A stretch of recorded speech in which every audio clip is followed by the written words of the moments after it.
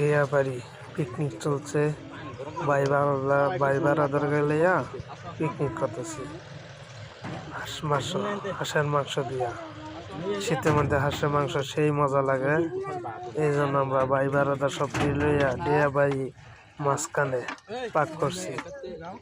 পাক করে উনি সব টিম মিলে খেলছি। সাথে আমার ছেলে আছে, আমার সাথে।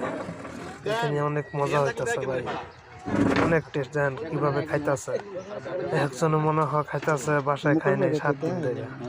এই যে একজনে খাই একবারে খালি করে আসছে, হাড্ডি চালাইতেছে।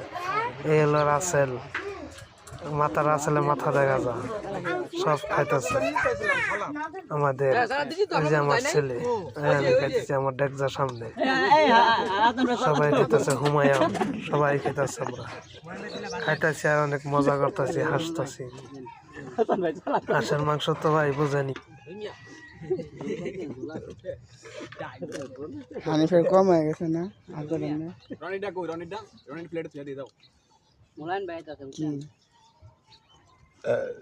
কি